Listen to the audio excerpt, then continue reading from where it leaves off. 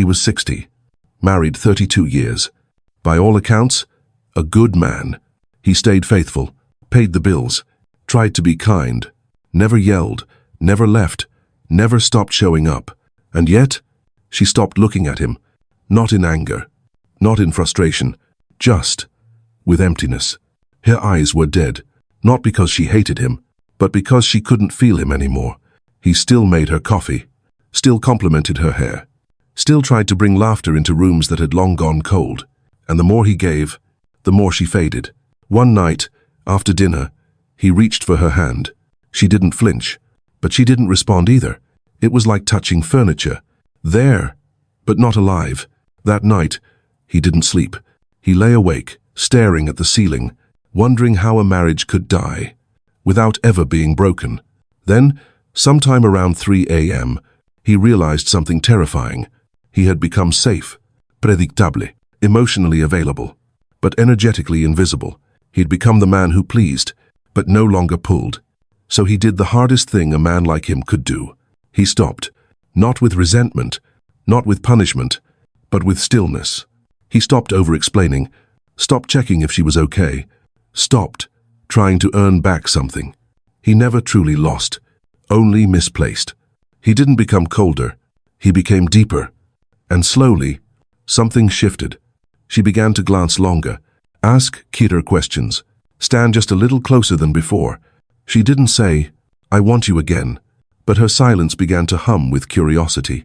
Not because he proved himself, but because he stopped pleading to be seen. That's the moment it turned. Not with a romantic gesture, not with flowers or words, but with one quiet decision. I'm done chasing, and I trust that the man I've returned to is enough to be wanted again. Hence, tonight, I'll show you exactly how one man reignited the desire of the woman who thought she had forgotten him. Not by becoming someone new, but by remembering the power he used to carry when he simply stood still and let her feel his gravity. There was no affair, no screaming, no broken plates or slammed doors, just silence. A long, stretching silence that wrapped itself around their home, like fog that never lifted.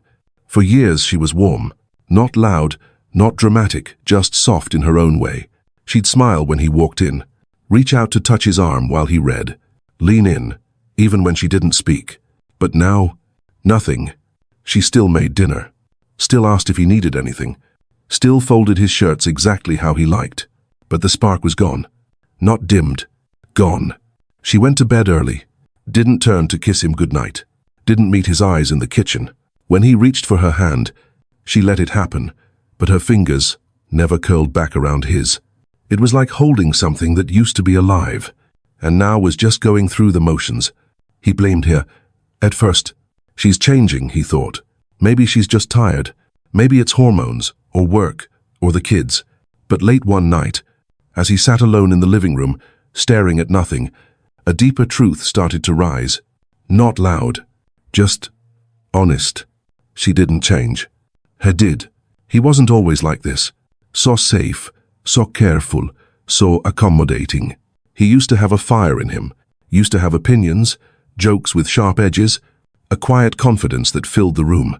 Without him saying a word, she used to look at him like he was a mystery, something wild, but trustworthy. A man who didn't need her to approve, because he already knew who he was. But over time, without noticing, he let go of that edge. He became reliable, soft, emotionally available, yes, but no longer magnetic. He made decisions to avoid conflict, stopped taking risks, stopped disagreeing, even when he knew he was right. He just wanted to keep the peace, to be the good husband, to prove that he was kind, supportive, present, and the more he did that, the more invisible he became, not to the world, but to her. He had become safe, but not felt, pleasant, but not pulled toward. And now, even though he was sitting right beside her on the couch, it felt like she was 100 miles away. He couldn't remember the last time she looked at him, the way she used to.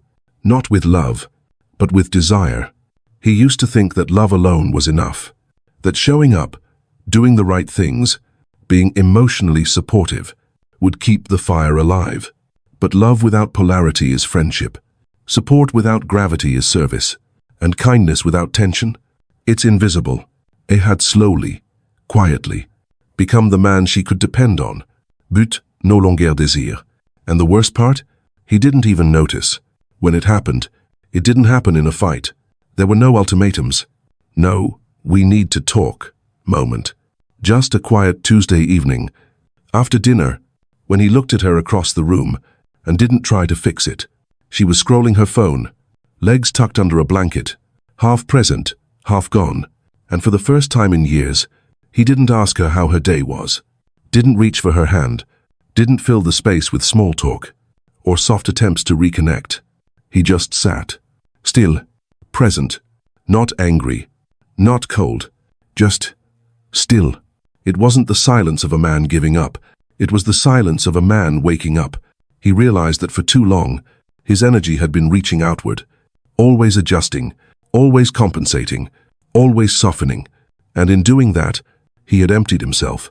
So that night, he did something different. He didn't talk to her. He talked to himself. Not in words, but in attention. He sat longer, breathed deeper, didn't turn on the television, didn't scroll, didn't distract.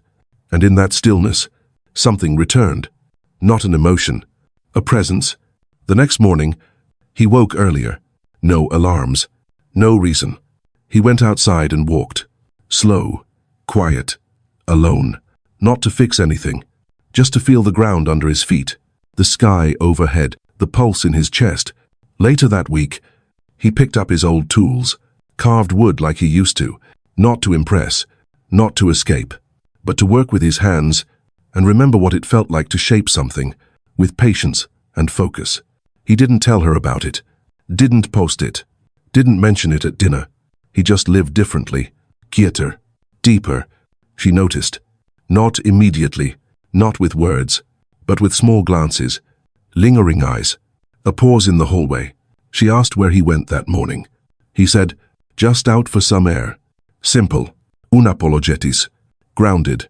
She watched him more after that, watched how he moved slower, how he didn't fidget when she pulled away, how he didn't ask if she was okay, but somehow made her feel safer than he had in years. He wasn't chasing anymore, wasn't performing. He was becoming again, becoming the man he used to be, not the loud one, not the demanding one, but the one who had weight, gravity, the one whose silence wasn't empty, but full.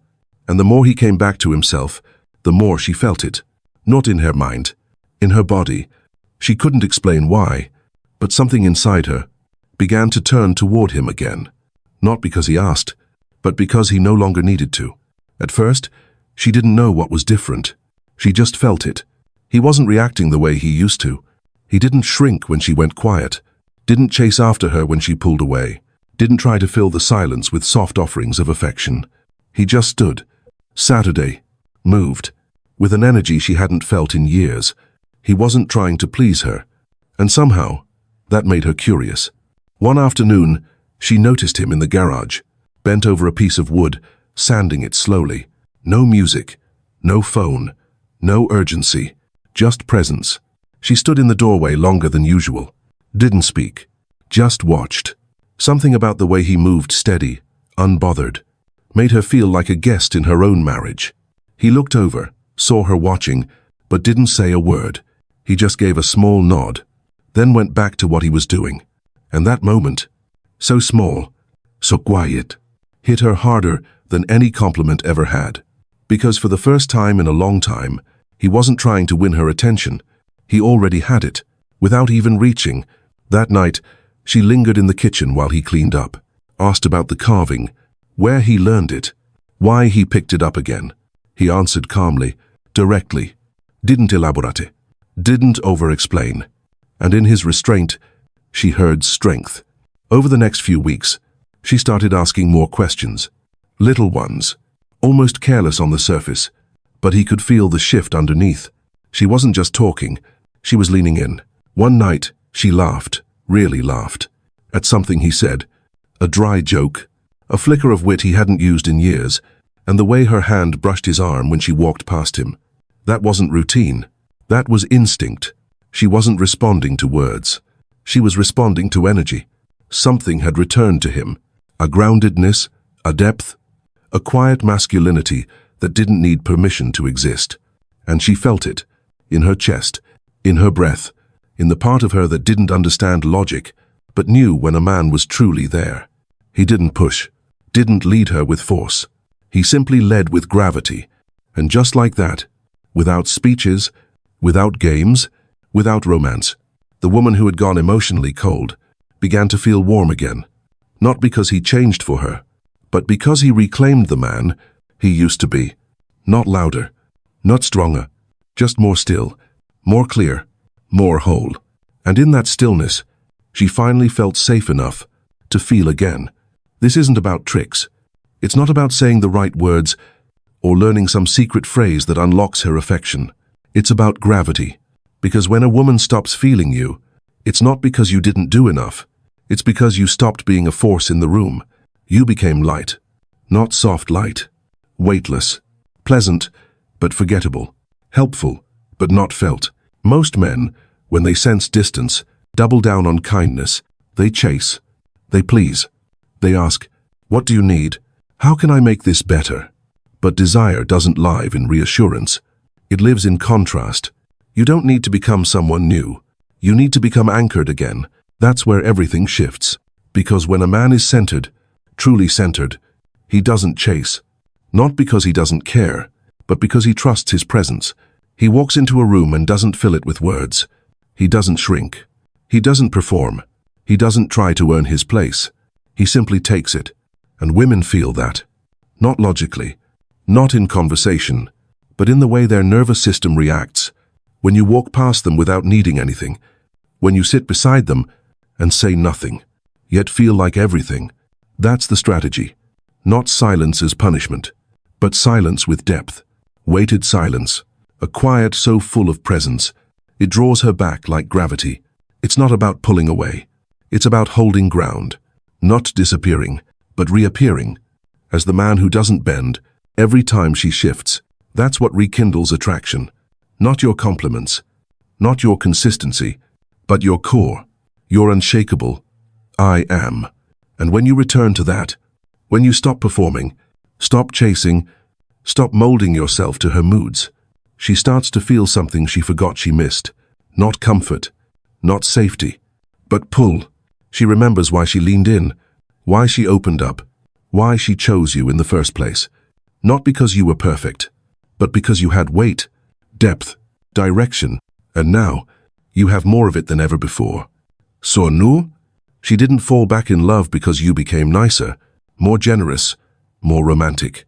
She fell back because you became the man you once were, but even deeper, more rooted, less reactive, quiet, but undeniable. If she once lit up around you, if she once leaned in just a little closer when you entered the room, then that fire never truly left. It's still there, buried under layers of routine, years of you shrinking yourself to keep the peace, moments where you stopped showing her your edge, because you were too afraid it might cut too deep. But here's the truth. She didn't pull away because she stopped loving you. She pulled away because she stopped feeling you. And she stopped feeling you because, somewhere along the way, you stopped being you. Not the man who provides, not the man who remembers birthdays, not the man who helps with the dishes. The man with presence, with weight, with direction. That's what she misses, even if she doesn't know how to say it. That's what her body remembers, even if her words forget. So tonight, don't ask her how she feels. Don't try to spark a deep conversation. Don't reach for her hand hoping she'll reach back. Instead, do one thing that brings you back to you. It could be a quiet walk, a cold shower, an hour in the garage with your hands, 10 minutes of silence, eyes closed, breathing into the place inside you that no one else can touch. Do it without announcement, without performance, without expectation, not to make her love you again, but to remember why she did in the first place. Because the man she fell for was never the one who chased. He was the one who stood still, in the middle of life's noise, and made her feel safe by simply being there. Solid, quiet, undeniable. So stop reaching and start returning, not to her, to you.